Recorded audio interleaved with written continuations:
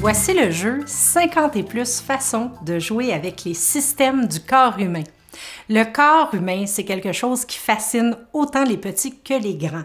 Les petits-enfants ont une multitude de questions à poser à propos de leur corps.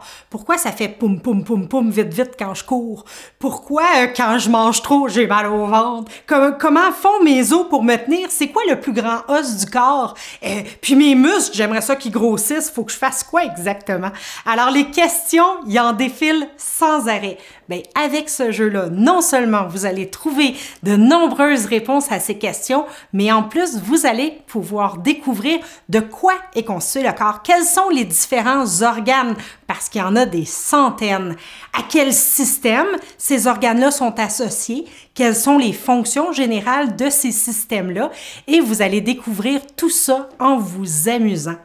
Est-ce que vous saviez que dans l'intestin, il y a des neurones comme dans le cerveau et qu'il y a même des neurones qui permettent d'augmenter le niveau de bonheur? Ou est-ce que vous saviez que tous les mammifères de plus que 3 kg font pipi en environ 6 secondes, y compris l'éléphant? Mais lui, en 6 secondes, il va déverser plus de 160 litres. Mais ça prend autant de temps qu'un humain. Ou encore que le cerveau, en fait, a la taille approximative d'un petit chou-fleur, mais qu'à l'intérieur du cerveau, il y a autant de neurones que de particules élémentaires dans l'univers. Le corps humain est fascinant, il révèle des milliers de secrets, mais à travers les 50 jeux, vous allez pouvoir les approfondir, les découvrir ces secrets-là en vous amusant. Les bénéfices associés à ce jeu-là sont très nombreux. Bien sûr, les connaissances générales au niveau de la physiologie de l'anatomie vont exploser, c'est une évidence. Mais au-delà de ça, comme il y a beaucoup de jeux qui font appel à l'analyse, deviner, poser un diagnostic, l'enfant va développer une capacité d'analyse, une capacité à faire des liens, à croiser les informations pour trouver celle qui est la plus appropriée ou qui est la plus pertinente. Aussi, évidemment, les enfants, à travers les jeux, vont apprendre à améliorer leur dextérité manuelle fine et faire travailler les grands muscles.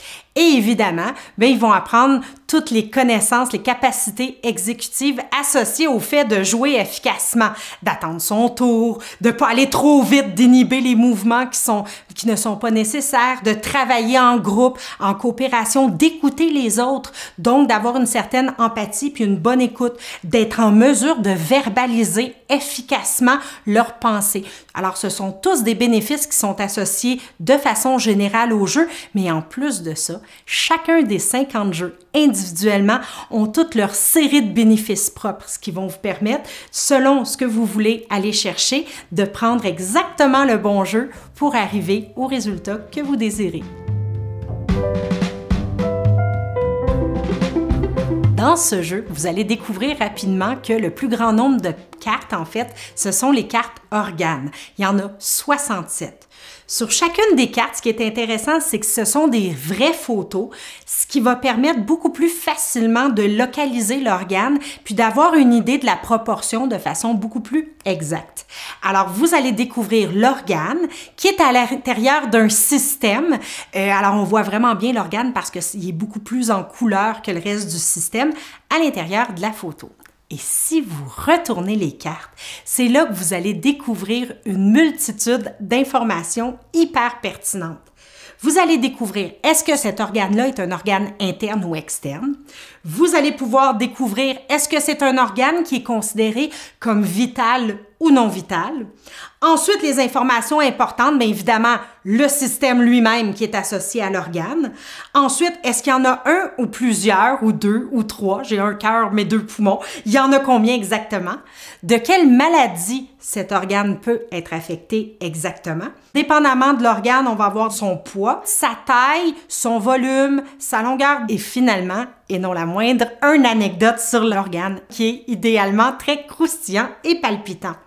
Puis, au recto, vous allez aussi voir un petit système d'étoiles qui va vous indiquer si l'organe est un organe plus facile ou plus complexe, ce qui va vous permettre d'adapter le jeu selon l'âge et le niveau de connaissance des joueurs.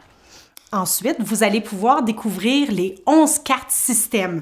Donc, chacun des systèmes du corps humain va être illustré avec sa couleur propre et vous allez découvrir de cette manière-là toutes les fonctions principales du système auquel l'organe est associé avec un système d'icônes très facile à retenir et à comprendre. Et finalement, vous allez aussi avoir besoin de jetons. Alors, on fournit les jetons pour pouvoir voir qui gagne chacun des jeux. Et il ne faut surtout pas oublier la brochure où tout l'ensemble de ces informations-là est détaillé de façon vraiment simple et ludique. Il vous reste juste à jouer. Le corps humain contient des centaines d'organes. Ces organes font partie de plusieurs systèmes. Puis chacun de ces systèmes-là a plein de fonctions. Aïe, aïe, aïe, que de complexité. Rassurez-vous, pour jouer à ce jeu-là, nul besoin d'être médecin. Mais pour pouvoir avoir les connaissances utiles pour jouer le mieux possible au jeu vedette, on a trouvé une solution ingénieuse.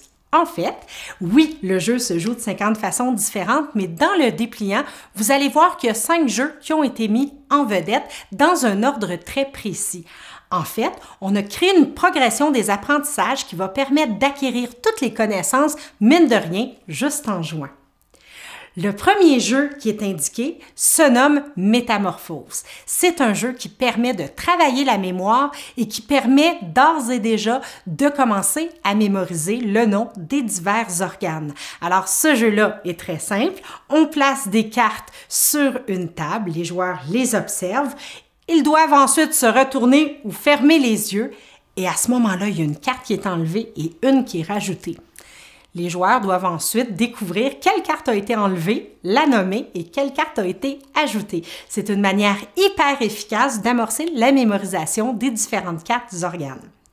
Ensuite, il y a un second jeu qui se nomme Trouve sa place. Ce jeu-là va permettre de commencer à classifier, d'associer les différents organes au bon système. L'avantage, c'est que c'est un jeu en mouvement qui est hyper ludique, qui permet de lancer des cartes sur des chaises pour pouvoir faire des points.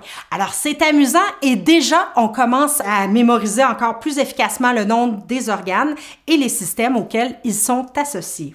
Ensuite, les joueurs se transforment en grands chirurgiens pour le jeu Le Bloc. Encore une fois, dans ce jeu-là, les chirurgiens vont avoir un système qui leur est attribué et vont devoir évaluer quels patients ils peuvent opérer en fonction de leurs besoins. Les patients, évidemment, sont représentés par les cartes organes. Alors, encore là, le chirurgien va devoir choisir de façon très efficace et minutieuse les patients qu'il va devoir traiter pour faire un maximum de points. Et ces jeux-là nous amènent au jeu vedette qui s'appelle Diagnostic. Les joueurs vont se transformer en médecins et il va y avoir un patient qui, lui, va saisir en cachette une carte organe de manière à savoir quel organe est affecté et de quelle maladie il souffre.